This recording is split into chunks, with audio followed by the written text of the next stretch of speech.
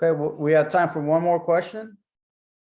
I'll jump in here. Ashley, thank you for your presentation. I thought you did a really thorough job of explaining the situation with homelessness.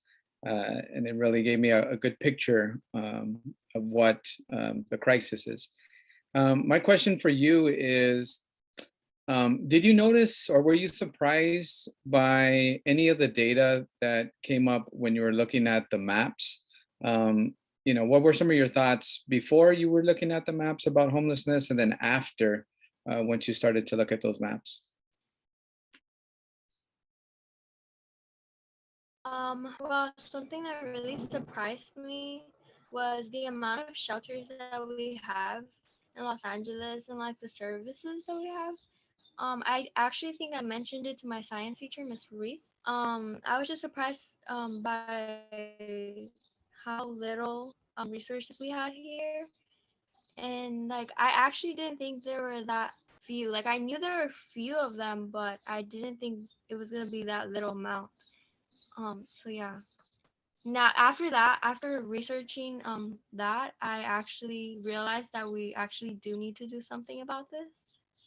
So yeah, it kind of inspired me to be more. It inspired me to be more confident about this project. All right, well, thank you very much, Ashley. Appreciate your presentation. And next, I'm gonna showcase, John, do you want to do a live presentation or you want me to show your video? Can you show my video? Okay.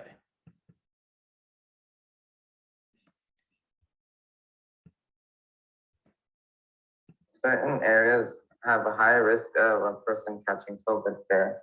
But have you ever thought if areas that have more poverty or homelessness can also have more cases? I decided to put this presentation together because COVID has spread throughout LA County population and has claimed the lives of more than 24,000 people. This pandemic has put the entire world on pause, and we can all agree that some people have had good or bad experiences. Although it is always important that we have teamwork because not everyone has been getting equal treatment, and more specifically in our vaccine distribution. COVID has affected many different cities, and it's interesting to see the riskiest areas due to COVID. As you can see, the most affected areas seem to be the areas around the cities of Los Angeles, East Los Angeles, and Huntington Park.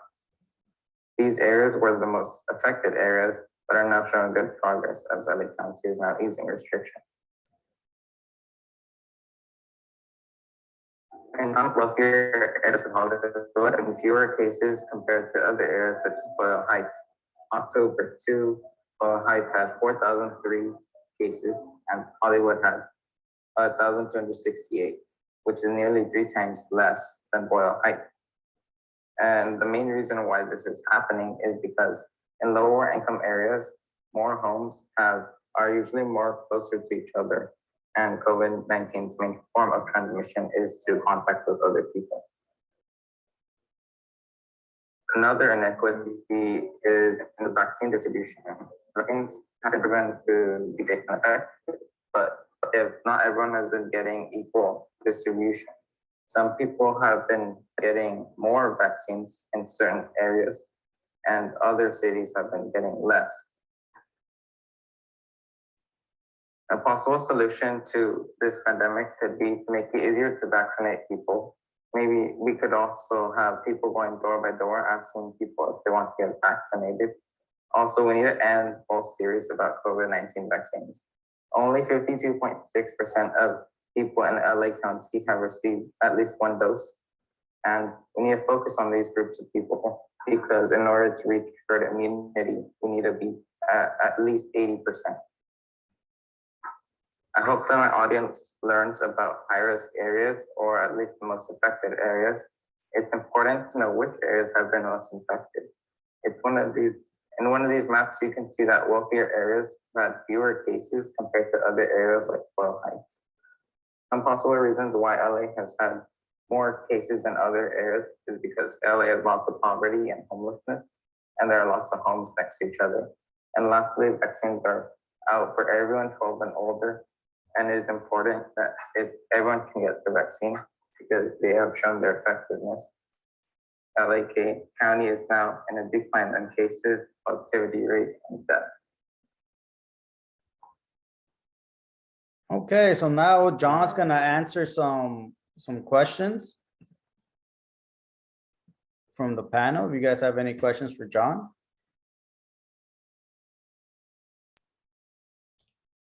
Rafael, before the questions, I sent you a message. Can you send the Google Doc? It looks like the Google Doc already is pre-filled out with Nancy's name in it. And we can't get it out. It only has Nancy in it, no matter which one I hit. So Oh, okay, let me Yes, ma'am. see, Mr. Tan could help out with that. Or while we do this, I'll work on it.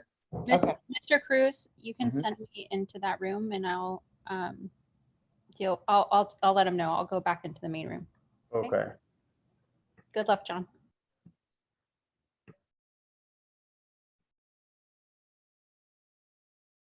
Worst case scenario, we'll send them out to you after the presentation.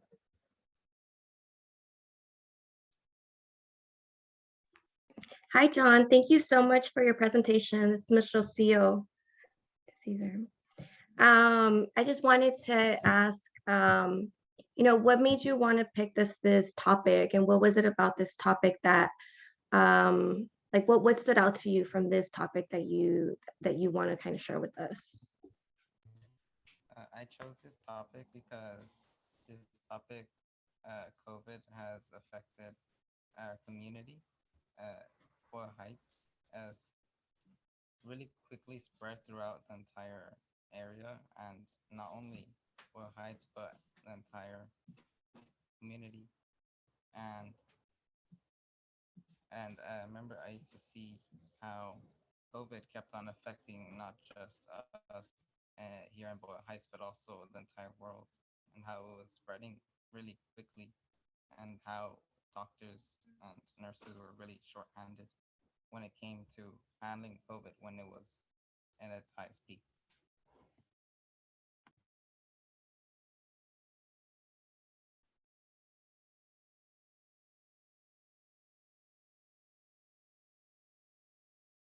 All right, any other questions for John? John, thank you for that great presentation. Did anything surprise you about what you learned about about COVID and the areas it affected most in Los Angeles? I was actually surprised to see that Boyle Heights in my map, I showed that it only had one vaccination site, and that was it. That was only one. Meanwhile, as I saw into other areas, there was much more vaccination sites, and that goes to show how not every county or area is getting equal treatment in this COVID, and we should all be trying to work together to fix this pandemic. Thank you. Okay, time for one last question, if there's any last questions. Okay, our next presenter wants to present live. So Adrian, if you could get your presentation ready, please put it, you could share the screen. Adrian's also got 4th place in the, maybe Ms. Ruiz could talk about the competition really fast and the honor that our student Adrian received. Okay, very quickly. So every year sorry, I can't, the name is drawing a blank, but basically the GIS community in California puts together a annual competition of middle school and high school, and so each school can submit up to 5 maps, and I submitted many of the students that are presenting tonight, and we heard early, I guess, maybe because everyone's online right now, but we got word back pretty early that he placed 4th, out of hundreds of submissions. That's really good, and he gets a money prize for that. All right, awesome. So go ahead. Go ahead, Adrian. Can you see my screen properly? Yes. Okay. So this is my ArcGIS visual maps. Sorry, maps visual aid. So I'm starting off. My name is Adrian. I was born and raised in LA, and I've been around for 14 years. So I've witnessed some things living in LA and going through the various neighborhoods that's been here. So the main reasons for writing this topic was to shed light on what's going on in our neighborhoods, and I want to help to try to break the cycle of poverty that plagues cities much like Los Angeles. In this map, you can see 5 different colors. The red zones on the map indicate that 60 to 90% of the population are below the poverty line that the US 2020 census labeled. And as you can see, the areas with generally denser populations are below the poverty line. Many of these red areas have been labeled as dangerous, quote unquote, but in reality, it's just filled with those less fortunate than others, and in reality have been losing their homes to increasing rent costs, gentrification, and other factors that are out of their control, and they just can't afford to live in areas like Los Angeles, so they have to move their homes, move away from their family because there's not enough money to pay their monthly rents and sustain living. Same as the map above, the darker areas are the areas of greater Los Angeles. In the greater Los Angeles, where 70% of their residents pay most of their salary for rents. A lot of the problems are very condensed in the same areas as the map before. And this is a huge red flag for many people when it comes to trying to help put money into building better areas in our city. They view these areas as, oh, well, people are losing their homes or they can barely afford to pay rent on time. So they're not thinking it's worth to put money into it. They're not saying, oh, this will definitely benefit us. But in reality, it's just causing more harm than it is good for the people that live there. And in this map, you can see that it matches up with the first 2 maps. The darker areas were homeless individuals that lived in those areas in Los Angeles. The darker areas are from 700 to ranging from 3,100. And that's just in one small area of Los Angeles. If you go very close to downtown, you find Skid Road, which is lined with tents and miles upon miles of homeless people who just have nowhere else to go. And you can see a homeless person just anywhere in major cities, but I feel in like Los Angeles, this is a major problem that it's been taking way too long to fix. And for my final map, it matches up with the first 3 maps. Again, the darker areas are the crime per 1K residents in Los Angeles. And in this map, it tells that there are 21 crimes per 1,000 residents in this area. And yearly, they're even greater than that. There are at least 72 violent crimes per year, 102 non-violent crimes per year, and nearly 300 petty crimes as labeled by the police per year. And many people, when thinking about Los Angeles, they're thinking about getting mugged in downtown, being jumped by a bunch of thugs in an alleyway, when in reality, it's just people who are trying to make a living because they're so desperate that they need to result in violence or crime to just sustain themselves or their family or anyone who needs to rely on them. And it's horrible to think about how people out here are cold, hot, hungry, starving, and it's a very somber thought. And I have ideas to solve these problems. In Los Angeles, you can't go more than 5 miles without seeing a big chain fast food restaurant. And I think closing these big chain restaurants will allow local mom and pop shops to open up, and we'll start getting more money to flow into the neighborhoods. And my second idea was to have money from the city get put towards refurbishing and building newer public areas and centers, not building a new shopping center that we get once every 10 years because it's out of date or some other state or city got, oh, this newer one, and now our council people or whoever decides those want a newer one to match theirs. And I feel like how these ideas can help our communities is by when we close the big name brand stores, it's not going to hurt their profits. They're big name for a reason.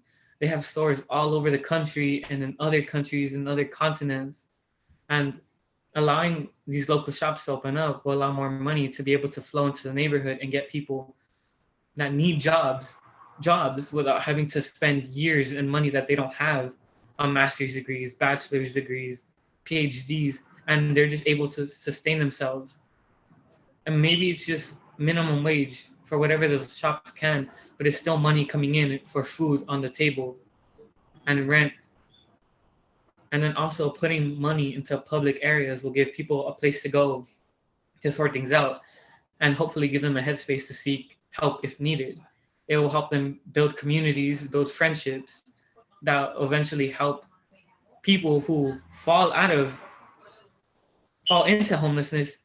If they have someone they can rely on, it'll give them a chance to get back on their feet instead of getting kicked to the curb by their landlord, because that's just how business is with rent nowadays. Thank you for your time. All right. Any questions for Adrian?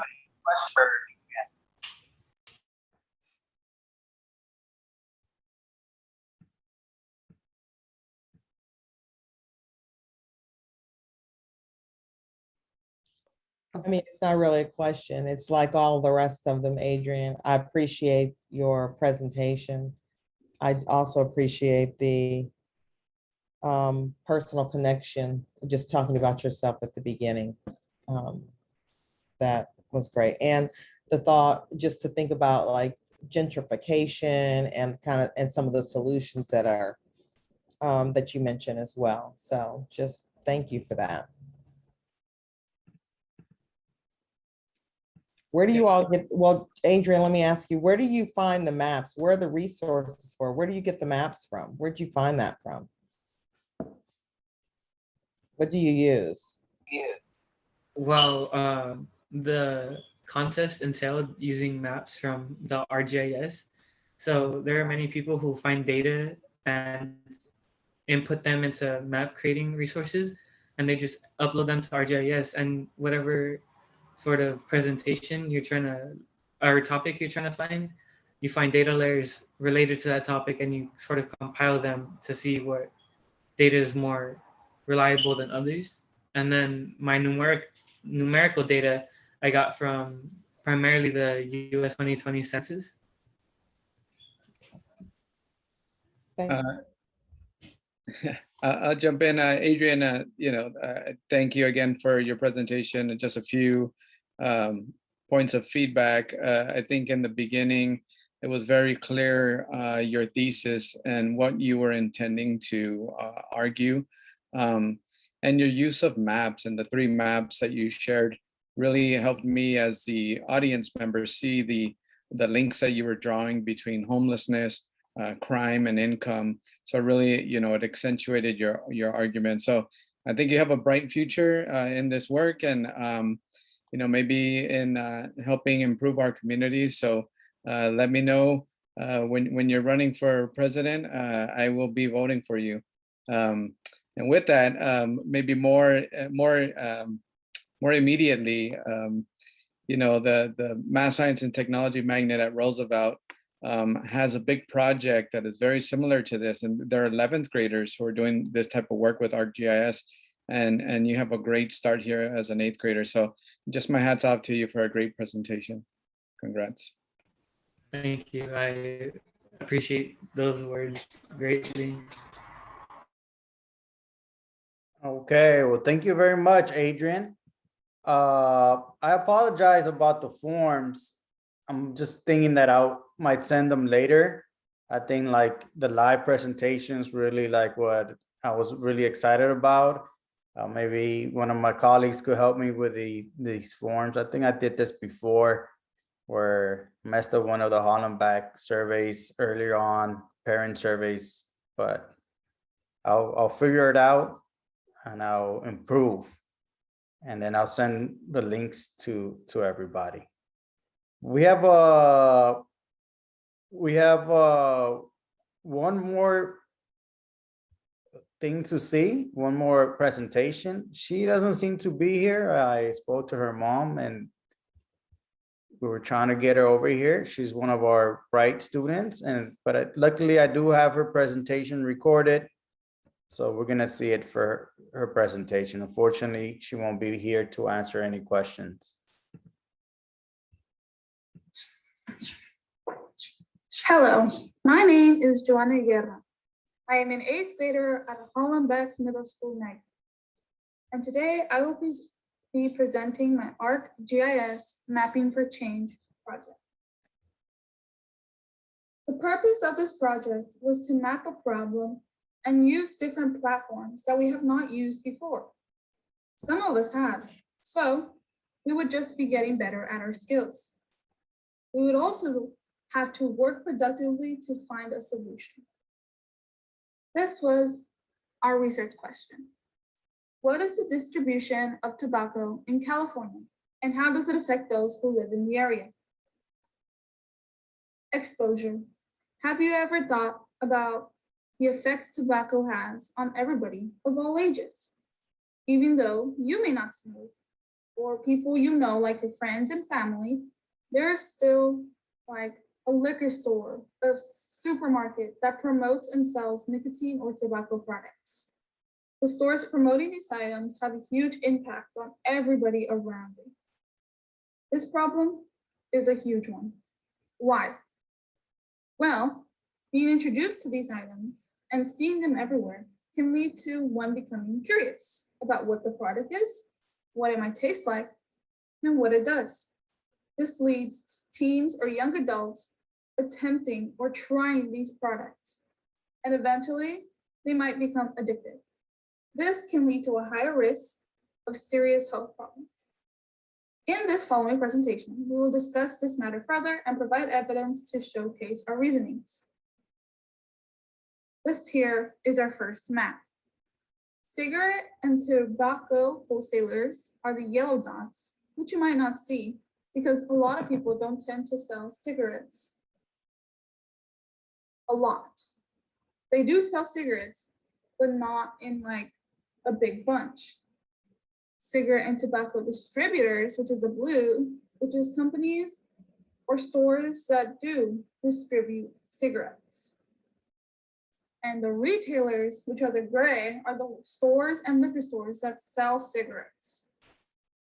As you can see on this map, there is a lot of dots near East Los Angeles, some near schools and even hospitals. These locations enable students, adults, and even the sick living or ¿esta es la staying at the mamá de hospital Joana? easy access to cigarette and tobacco Oh, products. sí, no sabía si bien llegado a ya. Here is our second map. This represents the lung cancer rates in California. Está muy bien. There is a rate of ¿Le puede decir, Joana, si 42.06 se puede cases entrar? per 100,000 people. Ok, muchas These gracias. people are confirmed to have lung cancer as of 2020. As you can see, the Centers of Disease Control and Prevention, we've got stats that stated that at least 80% of lung cancer related deaths in California are caused by cigarette smoking. On this map, you can see that California has 42.06 cases per the 100,000 people as stated earlier, which can lead to the range changing from 41 to 77 to 42.35. Here is our third map. This represents chronic conditions in young adults, or the 18 and older. Behavioral Risk Factor Surveillance System had a survey that was conducted in 2018. The survey asked questions like, do you smoke? Do you have any chronic conditions? Do you have any chronic conditions because of you smoking? Questions like that, really simple questions. And with the people that answered, it was proven that 36.3% of Californian people suffer from a chronic disease because of smoking. This is about 2,880,000 young adults. Conclusion. Tobacco has been around for centuries and has been used throughout the world. And also, it has killed millions of people, kids and young adults, old people. California is one of the largest states and has one of the largest percentages of tobacco users. To prevent people from dying and smoking these cigarettes, we must work together. Here is a clip of Superman saying, "Never say yes to a cigarette."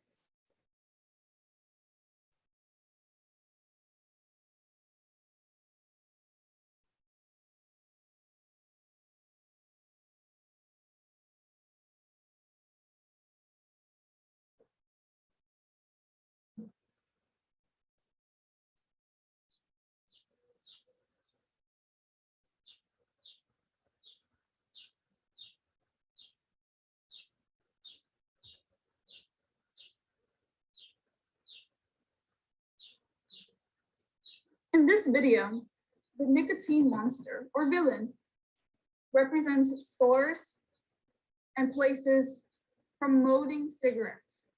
Superman, in this case, are the people who are against these cigarettes and helps tell and get the word out that cigarettes are never to be used. As you can see, the cigarette villain was, like, how do you say it? They were promoting cigarettes to kids.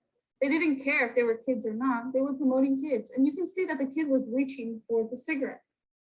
But Superman got in time with his X-ray vision and saw all the harms that cigarettes could cause. This is a great way to help get the word out to kids, especially because kids like watching animations like this.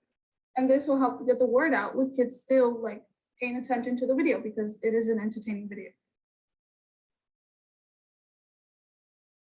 Social justice and ethnic disparities. This is a piece of evidence that I received from one of my teachers. This evidence reads that lung cancer cases is 53.5 among Black Americans in California. And nationally, it's 61.1. This is significantly higher than the rate of whites in California, which is 48.3. This basically means that maybe in, say, a Black neighborhood, there are more stores promoting cigarettes compared to a white neighborhood where the cigarettes are being promoted less. This would lead to African Americans having more access to cigarettes. This can also mean that maybe they do have the same amount of stores. But what if the cigarettes are cheaper in African American neighborhoods? This would mean that anybody can buy cigarettes because they're cheap. And whites, it would mean, say, cigarettes were more expensive. That would mean that not a lot of whites would keep buying cigarettes if they were too expensive. This project is going to help me in high school because I would like to learn more about this in high school. I would like to find ways to advocate problems like this and advocate my own ideas for a solution. Maybe starting a club in high school to help solve these problems with other teens who agree with me. With this, there would be more teens helping me and helping the community advocate problems and advocating our own ideas for a solution, which can lead to change. Thank you. Do you have any questions? Feel free to ask me any questions or feel free to give me any feedback. Thank you. Okay, so I thought I just saw Joanna come in maybe. Oh, I was hopeful thinking. Okay, so we're gonna go back to the main room to finish it. Thank you so much. If she hops on, we'll have her answer some questions. It's a part of the Zoom realities. Let me see what someone's saying. Thank you. So we're gonna go really fast back to the main room and we're gonna say our goodbyes. And I'm just gonna give you some instructions and things right now. Okay, so. Hello, my name. Sorry about that. Stop sharing. So we're gonna. Actually, what we could do is, I'm just gonna talk to you guys before we go. Thank you so much for coming over here. I really appreciate it. Sorry, let me just take this real quick.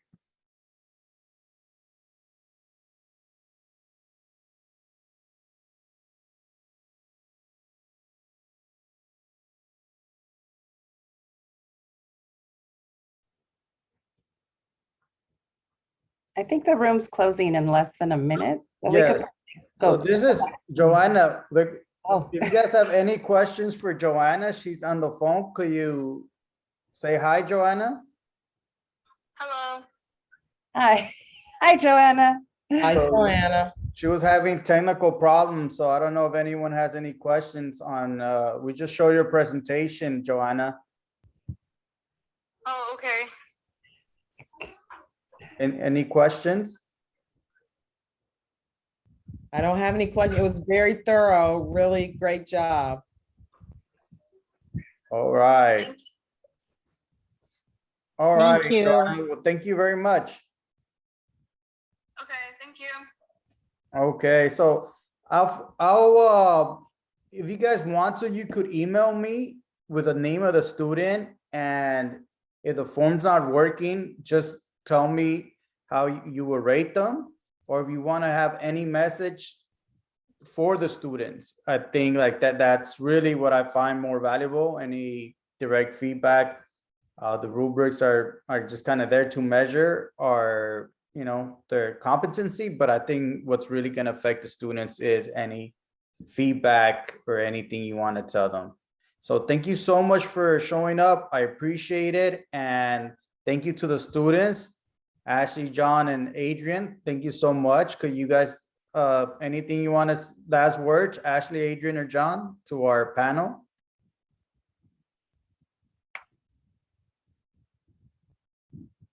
All right. All right. Well, thank you very much. And you guys have a great day. Thank you so much. Bye. I filled out the forms, Raphael, with feedback. I just did it. I just did them. So, All right. Thank you. Thank you. Appreciate it. bye. Bye. Great tutorial videos to walk the students through the aspects of how to find the maps and the data layers and how to create the website, the story map. Okay, so thank you everybody for showing up. I was very excited. The kids did a great job. Sorry about the feedback forms, but you could, if they weren't working, you could send me your ratings. But most importantly, if there's any message you want to give to the students, I think that's definitely the most powerful thing. If you want to tell them something, I'll make sure they get it. But thank you so much for taking an hour out of your busy time. So really appreciate it. And that's it. Thank you so much. And thank you. I know Adrian and John are still here. A lot of people here have been people that have inspired me one way or another. So I really appreciate it. So have a great day. Thank you so much. Thank you. You, Mr. Cruz. Thank you. Awesome work, everyone. Congratulations. Absolutely, yes. We all unmute ourselves and just clap at the same time because that was just Okay. congratulations. Hi, everyone. Thank you. Bye. Nice to see you Bye. all. Thank you so much.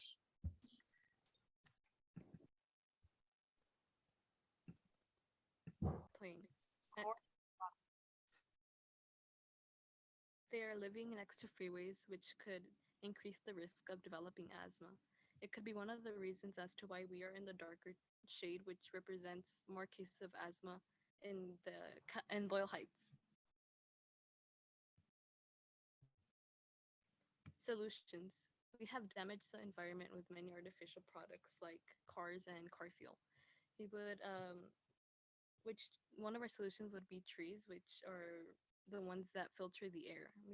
This map represents the trees in the Boyle Heights area. The green would represent it's a tree canopy, which represents the trees in the area. We lack trees, which could be a replacement for cars. Another solution would be electric cars. which reduce air pollution. Here in Boyle Heights, we really don't have enough electric where you could charge your electric cars, which is the map on the right. And we have more gasoline stations, which are for regular cars, which are the ones that produce lots of air pollution.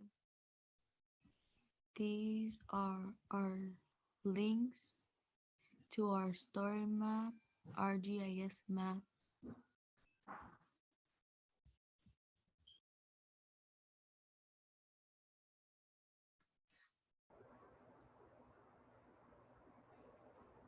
Is that the end of your presentation? Yes, this concludes our presentation. And Oh, we okay. our story map link, which is like more information about what our focus was on for this project. Okay. Thank you so much, girls, for that presentation. I was just going to ask a question about it was interesting to see the map of Boyle Heights with were the little red signs, were those gas stations or charging stations? I think they are charging stations. Oh, okay.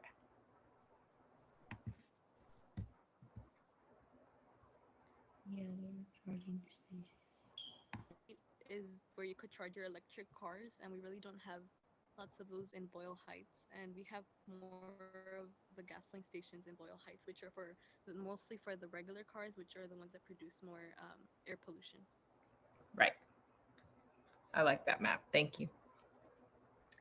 Yeah, I love your story map too. That's really well done. I just had a look at it. And I thought it was quite extensive. And I just wondered, I don't know that this was something you thought about, but did you have a tendency to look at any other LA neighborhoods to see who has more charging stations? Because I thought that map of the charging station was really interesting. Do you know which areas have more electric car charging stations? Just a wondering.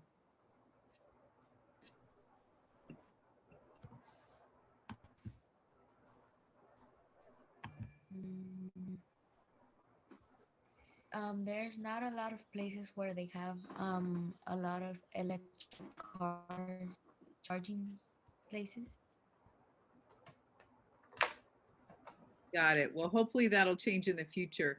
Great job, Cassandra and Kimberly. I really enjoyed your presentation. Thank you. Yeah, I had a question. And I was also reading through your story map, which is really fascinating. And I'm curious about the solution that you propose, because it looks like you're saying the final answer is trees, which is interesting, because we certainly could use more. But also then you mentioned that there's wildfires a lot, and often what burns in wildfires is trees. So I'm wondering, did you explore, is there any, like, would planting more trees actually reduce the number of wildfires? Is that kind of a counterintuitive thing that that might not be obvious to someone like me?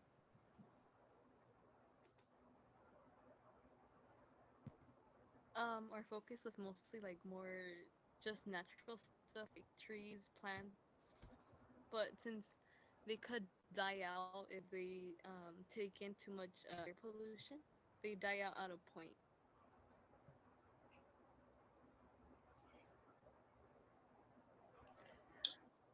I want to just provide a couple comments. Kimberly, Cassandra, thought it was very thorough, and you provided us with some solutions. So thank you for that. And I think the part that I liked most about the solution is you made it very relatable, like across board. It's not a big, complex, oh my God, I'm overwhelmed type of solution. Something as simple as plant a tree, right? That I think hits home. Like I can do that. I think a lot of people can maybe, or know how to get there. So good job, very thorough, good use of resources. Yeah, same here. Nothing but good things about the presentation, guys. yeah, I'm heading to Home Depot right after this. Gonna get me some trees. Cause why not? So great job, guys. All right. Well, that concludes our presentations for this evening. Thank you so much, Michael, Katia, Kimberly, and Cassandra. I definitely learned a lot. One of the things that came up in Kathia's presentation that I forgot to mention was you were sharing this one part of your map and you were showing the homeless facilities for LGBTQ youth. And I was looking at the picture and I'm like, where is it? I don't see it. And that was the point of the picture, is that there really aren't very many in Los Angeles. And I thought that that was an excellent graphic to bring that point home. And this project was super useful. I learned a lot, and thank you so much, students, for all of your hard work and sharing that with us this evening. So, you know, you should be really proud of yourselves for educating us adults on things that maybe we didn't even know or hadn't considered. So thank you very much for that. Yes, definitely. Like I just moved to East LA, and I never noticed that. I didn't notice that there wasn't any electric stations. And then there's, when I go to Pasadena, I see more of them available. So definitely that's something I'm gonna be looking out for, because I don't know, maybe I'll get a Tesla, like Musk's car, you know, one of those electric cars pretty soon. But I also want to thank everybody here for coming, for spending your valuable time to listen to our students. If the forms didn't work, I know there was problems with the forms. You could email me with your scores on the students, but most importantly, if you have anything to tell them, anything you want to communicate with them, I think that feedback's always like the most powerful, where the kids really get to be like, wow, that was awesome that they saw our hard work. So you could do that and email me. Like I said, I apologize about the forms if they weren't working, but I think like this is the part where, like, to me, is really valuable, the interactions. So I don't know if any of the panelists want to say any last words to the kids, or any of the students want to say any last words to our panelists. I'll say something quickly, which is just congratulations for you know, making it to and through this experience. And it takes a lot of courage to present your work to really anyone, and especially to a bunch of strangers you've never met before, or you know, you don't know well. And so that's not a small thing. And the skill you were practicing tonight of being able to you know, not only prepare a visually beautiful presentation of your ideas, but to practice communicating it to an audience of other people, that's like 50% of my job, right? And there are lots of jobs out there that where that is a very valuable skill. And so practicing doing this now is going to help give you a leg up when you get to college and when you're applying for jobs and you have more and more experiences where you have to present your thinking. So it's good you're starting now, and you'll have lots of practice and good experience to build on. So congratulations. And just to let the students know that your solutions are being heard by a lot of different stakeholders in our community. We have a lawyer, Mr. Roberto Garcia. So maybe he'll try some environmental law or some other laws that could work out. We have a engineer, a structural engineer in Mr. Casey. So maybe he could build us some electric facilities with electric chargers here in East LA. And we have a couple of our members from the partnership that Jeffrey, he helps us become leaders. So he's helped me become study my admin credential. Maybe I'll plant more trees and when I'm there, and then definitely look out to make sure that the LGBT plus community has equitable resources when I become an administrator.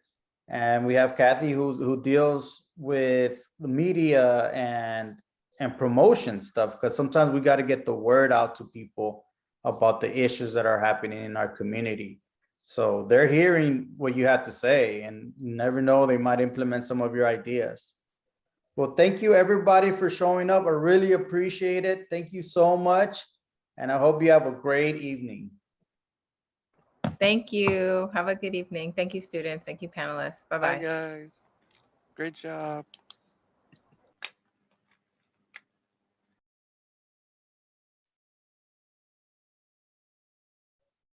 Bye, Kathia. Bye, Kimberly. Bye, Cassandra. Goodbye.